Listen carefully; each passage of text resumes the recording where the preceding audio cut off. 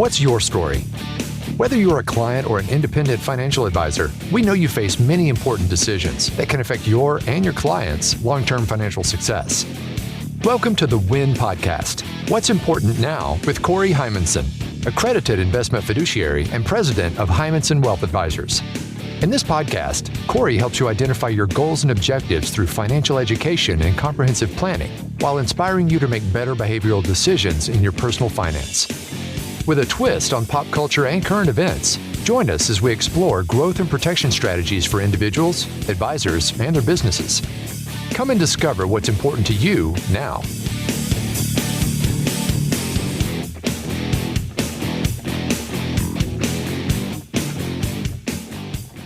Hello and welcome to the What's Important Now podcast, or WIN podcast, if you prefer, with your host, Shohei Heimensen.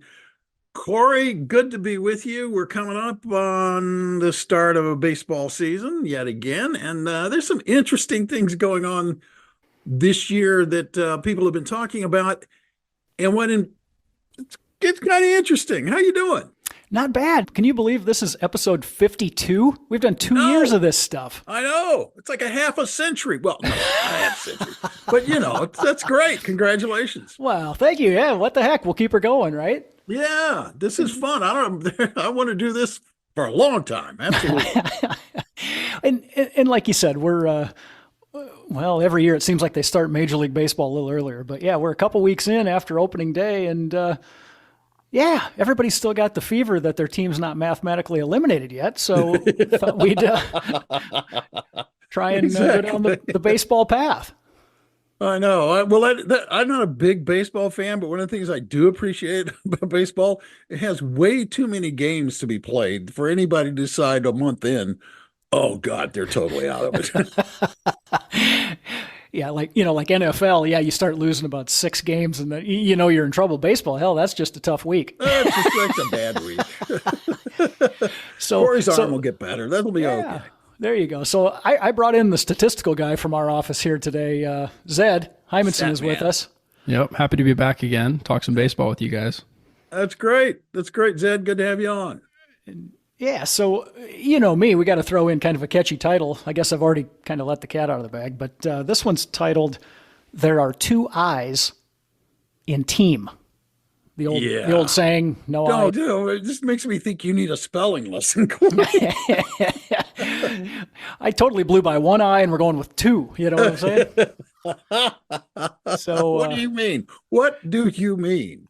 Oh, you want me to tie it together now? I see how you are. Well, no, what are 2 I's in team? What is that? Yeah, I'm going to give just a little precursor, and then I'm going to turn it to Zed for kind of a bigger picture as we dive a little deeper. But okay.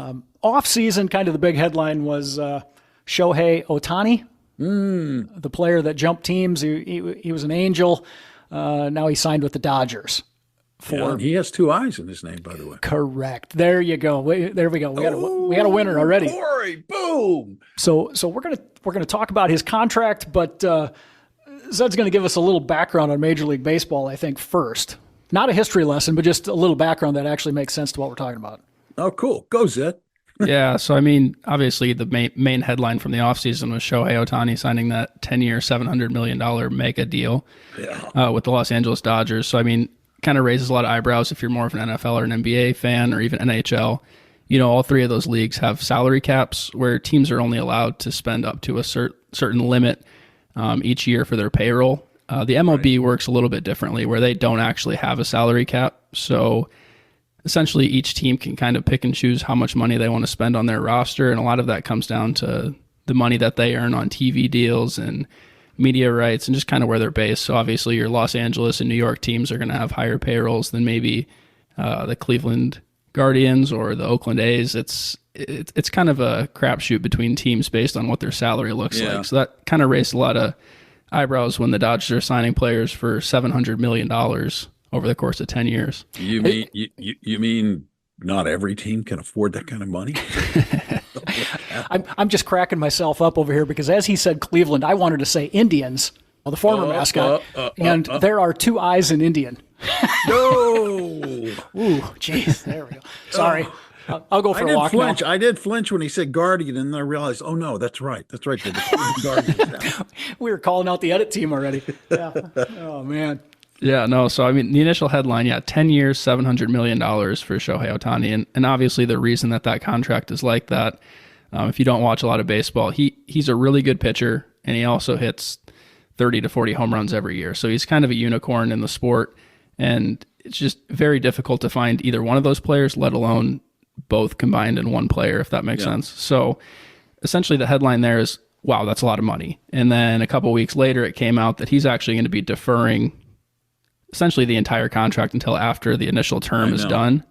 So basically he's earning $2 million a year for 10 years while he's playing for the Dodgers. And then after his contract is over, he's going to make an additional $68 million every year for the next 10 years, starting in 2034 until 2044. That just blows my mind. That's incredible. I admire the reason for him doing it, though. He clearly he did it for selfish reasons, number one, and selfless reasons, number two, because his agent clearly understood, look, if we take all this money at once, the Los Angeles Dodgers will be nobody but Shohei Ohtani. Yeah, and we talk about this frequently about having good professionals on your team, and I'm not trying to take anything away from the baseball player, but you have to assume he had some guidance, like you're saying, Bill. That whether this was the agent or tax professional or a team of them, because this is a serious decision. Most people don't just defer 97% of their paycheck, without thinking it through. And I guess the first thing I get is, wow, what a great player. He's leaving more money on the table for the organization to buy or invest in other players. But let's dig under that. I mean, do you think that's really the case? I mean, you talked about selfless reasons. One of the interesting things, one of the hottest free agents this offseason for MLB was actually an international pitcher from Japan. And Shohei actually is from Japan as well, so they would have played on the international team together. After Shohei, that announcement came out that he deferred the majority of his paycheck till after the term was over, the Dodgers actually signed that pitcher as well for a pretty lucrative deal. So you wonder if that played a little bit of a part in him deferring a lot of that compensation until after the term was over. Kind of sounds like collusion of some sort. I don't know if that's the right word. I'd say I mean honestly, I think this is so smart on two fronts. I think it's really smart in terms of a team building front because there isn't an athlete alive in baseball, at least, who thinks I am the team. So there's got to be money to pay the other players. But it's interesting. Back in 2013, I got interested in the idea of deferred compensation because that's what we're talking about right now. And in 2013, the CFO magazine wrote an article talking about the rising popularity of deferred compensation plans for not athletes, but for C-suite executives. And so there's a very selfish reasons, as it turns out, why you would just choose to struggle along on $2 million a year for 10 years. You said your producer somewhat sarcastically. Yeah. And you're right. I mean, a baseball player or a professional athlete deferring a large chunk of money is what gets the headline. But at the end of the day, like you say, a lot of Americans have the ability to participate in deferred compensation plans. I mean, this is not earth-shatteringly new.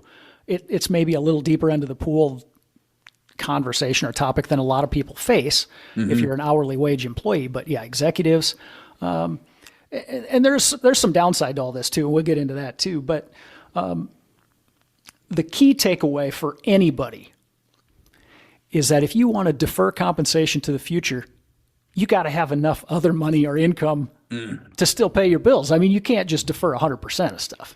And that's the other thing we might be forgetting here is there's estimates out there that Shohei is still going to be making $45 or $50 million a year in endorsement deals during the life of that contract. So he's deferring a majority of that into the future, but he's still getting paid by advertisers to make commercial appearances. Zed, you're telling me that Shohei might be in a really unique situation. Yeah, that's correct. Exactly. Yeah, I think he probably doesn't function day to day or month to month on a real tight budget like some Americans. He's got cash flow. And then you look at the Dodgers, you're like, geez, what are these guys thinking? Well, it's business. And we say that all the time too. You follow the money and you can figure out what the questions were essentially in life. And they still feel that this is a profitable deal. And you're talking about cash flow and profit. I mean, if we look at the Dodgers' total salary for the 2024 season, they're paying their players $280 million. And granted, that goes down to about $200 million in projected payroll after some of the adjustments. Obviously, primarily about $68 million of that is coming from Shohei's contract. But you compare that $200 million payroll to the Oakland Athletics, and their projected payroll for 2024 is only $36 million. Wow. This is a random aside, but I went to a game at Dodger Stadium a handful of years ago, and it was like $60 to park the car, and then I bought a Corona for $22. And so, safe to say, and I wasn't the only guy that paid for parking or concessions. So I mean, you weren't the only guy in the stadium, huh? chances are the Ohtani tax is going to be inflating some of those things too. And there's going to be jersey sales, and there's, this is a big deal. And the Dodgers are a decent team that this might, I guess in their opinion, might be what they need to actually win in the playoffs better than they have in recent years. Well, yeah, and this is all interesting, but I have to say, just in my brief research on deferred compensation, one, as you mentioned, Corey, this is not everybody. It's relatively few of us could afford to defer massive amounts of our compensation till later in our lives, right? And there are risks that come with it too, right? Yeah, I mean, the way I understand his contract is that money is sort of defined, and there's no interest accruing on top of it. The way I understand this, so he could have been handed $68 million extra this year, but instead he's going to wait to the future to get handed $68 million, the same number, and so. Everybody knows inflation, essentially. So a dollar or $68 million 10 or 15 years from now just won't buy you what it does today. I know that's funny to say. Got you today. But every dollar there's going to be purchasing power risk. And honestly, that's something we talk about with our clients frequently. And that's kind of on the opposite end of the spectrum of difficulty or depth is CDs. People think CDs are great investments, and granted, interest rates have come up, so they look a little better now. But what you're really buying with a CD is inflationary risk, essentially, because you're locking in an interest rate, but maybe inflation grows faster than that. Yeah. So that's off on a tangent. You didn't even know I was going to go there, but no, I had no idea. But I every podcast, I have no idea where you're going, Corey. So I just go with it. It's always fascinating, okay? I've always believed in consistency as a business owner, as an advisor, so I'm going to consistently take this podcast off the rails. Amen. And the next one's taxes, tax rates. We got to talk about tax rates. Yeah, let's talk about that. Arguably, and a lot of people are going to agree with this statement, you got to think maybe federal income tax rates are going to be higher in 10 or 15 years from now. Gosh, yeah. So, he was going to be in a lofty bracket today if he took the money, but if you go from 45% taxes to 50, you're still giving away more. Ooh, yeah. And we're not even talking state taxes in California. The last I checked, might be the highest state income tax. Oh yeah, they are. They are. I will confirm that with authority. They are the number. They have the number one highest top tax rate in the country. 13.33% for your big earners in California. Yeah, and I joked off the air that there's no way Ohtani's going to retire and collect those checks living in the state of California. And then Zed derailed me there and said if the Dodgers are still based in California, he might be stuck. Maybe. I'm not a tax expert. I'd defer to somebody else on that. But. Yeah, okay. Yeah, and we talk about like the opportunity cost of not collecting today. Right. I mean, if he's losing out on potentially some earnings over the next 10 years before he does receive that payment, but if he can offset that with not paying 12 or 13% in California state income tax and potentially move to a state where they don't have a state income tax like Texas or South Dakota, I mean, it's kind of what is the trade-off? And obviously he has smart tax advisors and agents that can help him with all of that. And I'm sure that's what their conversations are. The odds are very good. He might decide to move back to Japan. So I don't know what his risk would be there, But the interesting thing about this part of the conversation is none of us know what's going to happen in 10 years. So, right. No, that's exactly right. And yeah, I mean, here's the other wild card that nobody really thinks about, still in business in 10 years. So in the really, really weird, bizarre chance that the Dodgers file bankruptcy, any contract they have signed would be void and it'd be no deal. Wow. Now, that seems like a long shot. Don't get me wrong, but but you know what? It might be in fact a long shot for the Los Angeles Dodgers, how long the new owner's been there, like relatively short amount of time, right? But when we're talking about the rest of us and those of us who might think about or being able to defer compensation, that's I would think one of the larger risks that we would have to consider.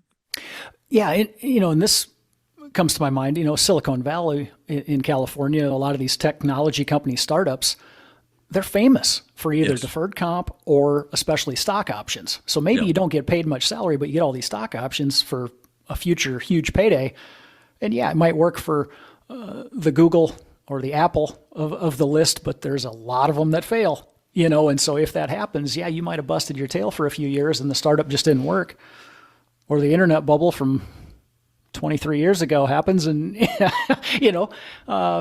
there's no guarantees sometimes in these things. That risk applies on both sides too. I mean, we're talking about a lot about Shohei Ohtani and that risk that he has with potentially the Dodgers, but you also look at the other way around. The Dodgers are paying this guy $700 million, and there's no guarantee that he stays healthy for that whole 10 years. He had Tommy John surgery this last year, so he's not even going to be pitching that first year. Right. So I mean, there's risk on both sides too that needs to be considered as well.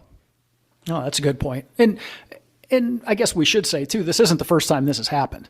Right. I know there's other players that have been down this path too in the past. Well, you sent me when you sent me a note talking about what you wanted to talk about today, you actually sent me down a rabbit hole there. I was surprised at the number. I just looked at baseball players with deferred contracts. Yeah. And the one that really jumps out to me is the one that really was at the top of my head right away. And that was Bobby Bonilla. Yeah. He was a Met, to me, that's the one that came to the top of my head as being the first one I remembered, top of mind. And so, I pulled a little history, but here's the super, super interesting part of this. And I had forgotten this piece till I read this, and we're going to talk about some of these type of topics in our next podcast, but the Mets agreed to pay him, they owed him like just under $6 million. Okay. And basically he agreed to defer it. And when this is all said and done, over 25 years, he's going to get paid $30 million. So now Zed and I think we're pretty good at our job, but I mean, if you're talking about growing what he deserved by 500% over those years, I mean, that's a pretty good deal. Yeah. Here is the nugget that I had forgot, and this is so interesting to me. The Mets ownership at the time was heavily invested with Bernie Madoff, which ended up being the huge Ponzi scheme in our country. Yes. And so it is believed that the reason they did this deal with Bobby Bonilla on 8% accrued interest in deferment is that they knew or had a strong feeling that Bernie Madoff was going to keep delivering these unbelievably consistent 12 to 15% returns on paper that he printed for everybody year after year. And this ended up being a problem. The Mets organization was in a difficult situation at that point. They still got to pay Bobby because they didn't file bankruptcy, I guess, and all this. But anyway, they ended up borrowing money from other owners. They ended up having to cut payroll in the next few years, which basically put a worse product on the field. I mean, so there was a lot of trickle-down issues from a couple of decisions that came back to money with really, really smart people who got fooled. Well, so that listeners who aren't familiar know, the Mets are on the hook for just over $1 million a year to Bobby Bonilla till 2035. Yeah. By then, my Bobby Bonilla baseball cards might be worth something.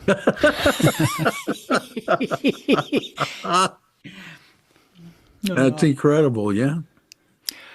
Yeah. So, and I joke, or I shouldn't really say joke, when we talk about Madoff, and our next episode between Bill and I is just going to be two guys talking finance and kind of the things that we've seen and learned over the last, couple decades. And if you think about the biggest headlines out there, you gotta talk about Madoff as one of those. Oh yeah. And we'll get to my thoughts on that, which are rather succinct, in the next episode. But yeah, Bernie burned himself a place in history, and it's not a good place at all. Yeah, no, agreed. But you know what's funny, Corey, is that, and Zed, I'm curious, Shohei is not the first Dodger with a deferred contract deal, because Freddie Freeman is going to be receiving $57 million from 2028 to 2040, and correct me, Zed, is Mookie Betts a Dodger still? Yep, that's correct. Yeah, he's going to get $120 million in deferred money from 2033 to 2044 after his current contract expires. So somebody over in the Dodgers camp is very familiar with the idea of deferred compensation. Yeah, it'll be interesting to see what their books look like in about 10 years when they're paying all these guys and then still having to foot the bill for whatever players they currently have on contract. And that's just kind of where it's very interesting to see that the MLB is not a salary cap league, and you can see why some of these smaller cities might have an issue with, well, we can't afford to pay players that much. I mean, right. Spotrac says that there's 8 different teams that their total payrolls for all of their players is lower than Shohei Ohtani's $70 million average annual value. That's crazy. That is crazy. Holy cow. And as we went into this, my first thought was, why in the world does the Major League Baseball not have a salary cap when all the other sports leagues do? Mm-hmm. And I dug into that a little bit, and surprise, you come back to the money, the Major League Baseball Players Association won't sign off on it. So what does that tell you? That tells you that the sports agents are probably lobbying the Players Association. The Players Association reps are thinking, yeah, if I can get Ohtani or Yamamoto or Aaron Judge, any of these guys, bigger contracts, it just solidifies their place as running the union or the association, I guess. Yeah. Well, it's interesting because really, I'm a big soccer fan, or as it's known in Europe, football. And the salaries, if you look at the highest paid salary list annually every year, the top 10 are dominated by soccer players, because there really isn't any salary cap there either. There are, however, financial rules that are in place that sort of govern that, like in England in the Premier League, they're the financial fair play rules, which have been a whole lot in the spotlight lately. And they, in essence, do function a little bit like a salary cap because they really regulate the team's finances to some degree. But yet baseball is all by itself on this one.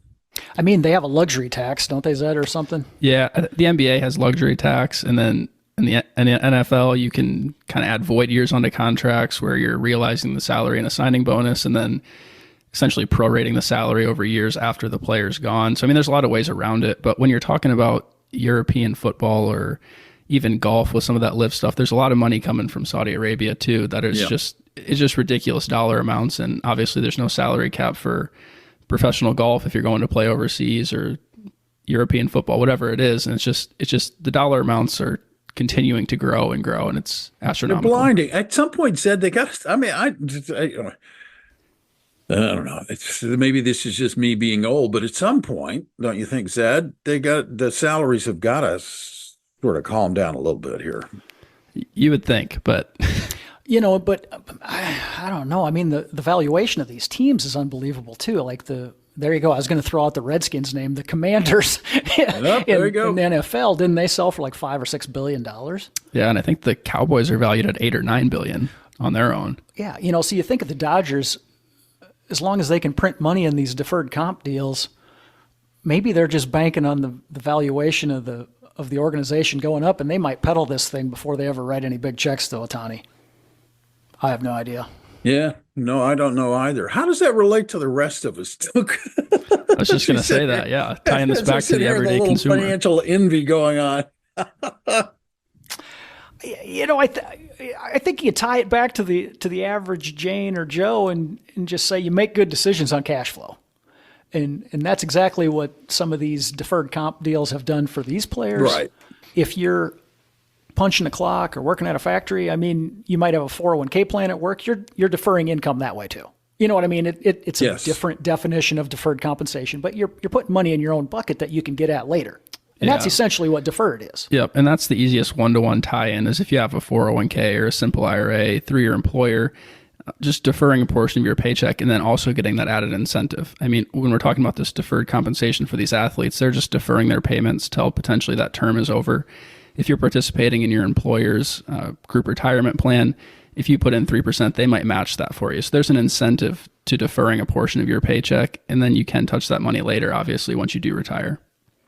Yeah, and it's money when you do access it after you retire, probably is going to be at a lower tax rate in retirement than it would have been when you were actively employed. Yeah, especially when you're in those higher earning years. And obviously there's no guarantees on tax rates potentially going up, but taking the tax incentive while you're working or potentially realizing it later if you do a Roth IRA, I mean, there's ways around things, and just participating in that and getting the free incentive from your employer is obviously a good thing for almost everybody. Yeah, so you don't have to be a 300 hitter in the MLB that, gets out 70% of the time to succeed financially in making good long-range decisions. Yeah. Yeah, and actually that's an interesting point, because I think a lot of people look at the salaries of athletes and they think that's a different world and it has no relation to me. But, Corey and Zed, you make a really good point. It doesn't in one way have any relationship to any of us, because none of us three make anywhere remotely near this kind of money, right? But the average person does have ways to manage their finances and defer a little bit of their compensation to later on. And yeah, absolutely. And we tell clients this all the time. It's not the dollar amount that's the most important thing. It's the process or the mindset. If you commit to something and stick with it, you know what I mean? That's what creates long-range wealth and patience. But, everybody can learn from this, and you don't have to be making $70 million a year to learn and take away a nugget from this that's valuable to you and to your family's future. No. One, you actually can, in fact, legally defer part of your compensation, maybe not 97% of it, but you can defer your compensation. And, you can be tax smart, right, Corey? Oh, yeah. I mean, it's one thing to do well with your investments and your savings, but it's a whole nother thing to create real wealth by playing within the rules. Everything we're talking about is legal here, deferring income. Yes. You got to be smart. You got to have tax efficient vehicles you're using and tax smart decisions of when you access money. There's a lot going on here. And that's why you have a professional team to take the heavy lifting off, so you don't have to stress this stuff and you can get good guidance and advice. And I've said that before. You don't have to go to Zed or to Corey. We're not the only people in the country that know how to do this stuff. Find your person that you trust and let them help you. Yeah, no, well said, Corey. But for those listeners who are listening to this thinking, Corey and Zed are the people I want to talk to, how do they get a hold of y'all? Well, yeah, you are right, Bill. We are better than most. It is, give us a call, 800-657-4316, and we're happy to visit with you. That's fantastic. Thanks, guys. This is, as always, Corey, you find like a fun, interesting way to talk about what could be kind of a dull, mundane topic, which is, being tax smart and being smart with your cash flow and deferring compensation for a little bit. That's great. Thank you. And listeners, thank you for taking the time to listen to this podcast. If you're not a subscriber already, my only question is why not? This is easy. Hit the subscribe button. That way you won't miss another episode of this podcast. And if you like it, great. Share it with others. Help spread the word about the podcast. Get the word out about what Corey is doing over at Heimensen Wealth. Thanks so much for listening. I'm Bill Tucker on behalf of Corey and Zed and everybody at Heimensen Wealth. I'm urging you to go out today and make it a great day. Or not. It is, after all, your choice. Thanks for listening. Thank you for listening to the WIN Podcast. What's important now? The show that helps you achieve your financial dreams. To ask questions about topics covered during the show or get a copy of Stop Doing Dumb Things with Your Money by Corey Heimensen, visit www.heimensenwealth.com or give us a call at 712-472-3867. Don't forget to click the follow button below to be notified when new episodes become available. Securities offered through Securities America Inc., member FINRA SIPC. Advisory services offered through Securities America Advisors Inc. Heimensen Wealth Advisors and Securities America are separate entities.